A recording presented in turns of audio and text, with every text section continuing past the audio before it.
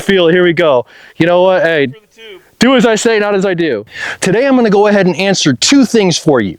A, has shotgun technology really gotten to the point where it's effective and useful for the airgunning community? Two, if you're going to make that kind of a leap into this kind of an ammunition, which is going to work better for you, the thread-on choke or a full smoothbore loadout?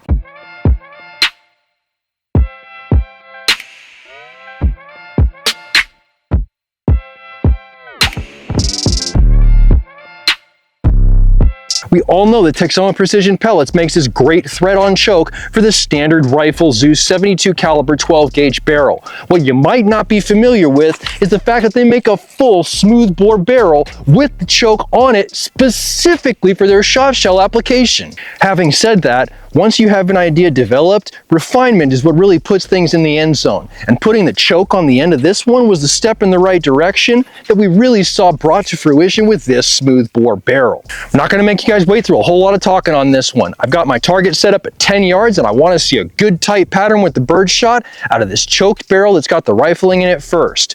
Once I get my data with this one, I've only got one limb saver, so I'm putting this thing on the back of that guy. We're going to repeat the test one more time and see if we can get that tighter pattern we're looking for out of a smooth bore barrel. Let's get it with the bird shot. Now, these aren't the most recent variety of shot shells to come out of the Texoma factory, but they are very effective, very uniform, and I'm using the same variety in both applications today. All right. Ears on. Nothing to it but to do it. Let's go. In the breech. Left target. Fire. Peppered it pretty good. Shoot again.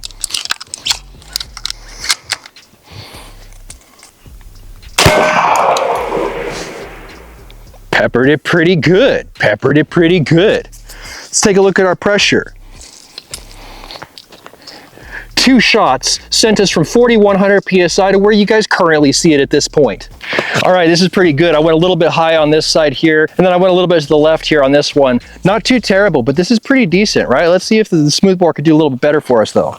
Smoothbore barrel, open breech, feed shell,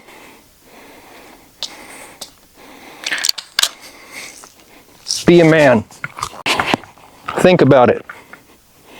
Set, go. Yes! Yes, dude! Significantly fucking better. Oh my goodness, now that's a pattern, dog. Oh man, what's my pressure out on this guy? About the same, 20 MPa. I don't know what that means, but it says it. I want to see if I could do the same thing to the left side, because if I could do the same thing to the left side, dude, we're winning. Good. And fire. Okay, that one didn't even come apart there. That one didn't even come apart. I think that's pointing to the lack of pressure that we have left in this tank at this point, not really giving us those good velocities we saw in the first 2 shots. I think what I'm going to do for you guys is fill this rifle up off the big tank that we have and then scoot it back another 10 yards, you know, to the 25-yard distance. Repeat the test for you guys and see what happened. So this is working out better than I expected it to. I know that the second shell didn't really open up for us, but man, look at that. Quick top up, quick fill. Keep going through some shells, man. Got back to about 28 MPa, and if this scares you, trust me, it scares me too. I don't like looking at the barrel to check my pressure. Do you like this? Open the breech. This is the smooth bore, by the way. I am not switching the limb saver 10,000 times today, so we're going to go smooth bore and then compare the results to the rifle bore second in this test. Right side target, fire. Hit left side target, did not open up. Mulligan it is. I think it was really interesting to go ahead and see the fact that we got the result of having the shot shell not come apart once again though, even at a hotter pressure level. Fire. Not coming apart. It's shooting a little bit off to the left, but they're still not coming apart. Let's go ahead and switch the limb saver back over to the other gun and see what happens. You think the rifling is going to help these things open up better? That's the only thing. You might want to put a rifle choke on the end of that. Ooh. Do they make such a thing? Yes. Because I feel like his barrel accepts Remington chokes. Really? Yeah. If that's the case, I can bring a rifle choke. Yeah. Except the thing is his is a screw over top. Mine screws on the inside. I think these screw on the inside too. So these thread over the barrel. Mine threads inside the barrel. Oh. Yeah. A little different. So there is a difference. Yeah. You know, this is really good knowledge because honestly, I'm not like super proficient as far as firearms technology. I don't know how it all goes. You know what I mean? They just send me stuff and I test it. Up to approximately 4,000 PSI on the rifled barrel this time.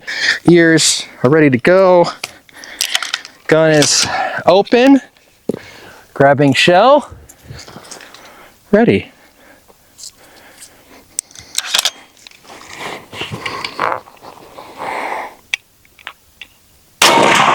The trigger is so light, dude. Comparatively, the trigger is so light. That pattern. Big? I can't see that far. They're tiny little holes.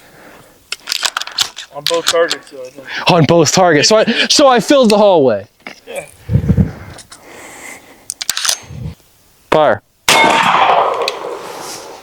I have to go look at that because that sounded like shot hitting stuff, right? So I'm not really having the greatest success here at this point.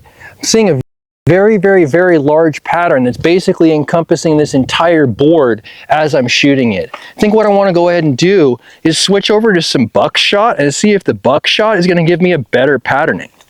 All right, guys, I haven't had the greatest success in the world with the birdshot today out of both barrels. I think I'm going to go ahead and switch to a larger shot, this number 4 buckshot, see what happens. Back to the lecture at hand, 10 yards, number 4 buckshot. Oh, I broke the shell. Dang, yeah, this one's not recoverable. Get it started. All right, started. Good to go. It's pretty good considering the fact that these shot shells are fairly fragile, and over the whole course of this episode, I've broken one. Left side target, fire. Not terrible. Right side target.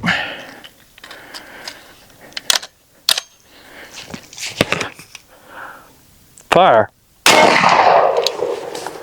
I mean, I don't know. What do you really want at that point?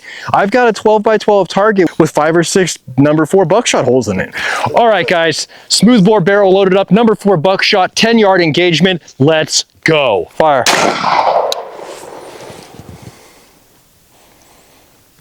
The same ammunition did not open up in the smoothbore that did in the rifled barrel. This is interesting to me. Let's do it again. Fire. This is absolutely confusing to me. I don't understand why these shot shells don't want to break open. I broke one open basically loading it, but for whatever reason, I can't get it to come open in this smooth barrel for almost any reason. The only thing that I can do for you guys at this point is shoot this one-handed offhand and see what happens. That's so much weight out there, I can't even do it. I can't do it. It's going to break me. Something's going to happen. I mean, if you brace yourself just right. That's better. Oh, my rib cage already feels it, bro. I feel it. I feel it. Here we go. You know what? Hey, do as I say, not as I do. It ain't that fucking bad. I did it. I did it. I did it. I did it at 10 MPa, but it was done. You didn't have to tell them that, dude. Hey, you know what? It won't be in the short, but it will be in the episode. All right, guys, I'm sure anybody with a brain saw the last 2 shots are pretty much just for fun and amusement of everybody out there, including myself. This is gonna be a great place to go ahead and end this eye-opening episode, but if you like this episode, give it a thumbs up. You wanna see more content like this, make sure you subscribe for more with that notifications button so you can stay current on the channel as well as bugs when these videos come out. If you really like what you saw today and you wanna see more shotgunning action in the air gunning community, make sure you share it so other people can see it and I'll catch you boys in the next one.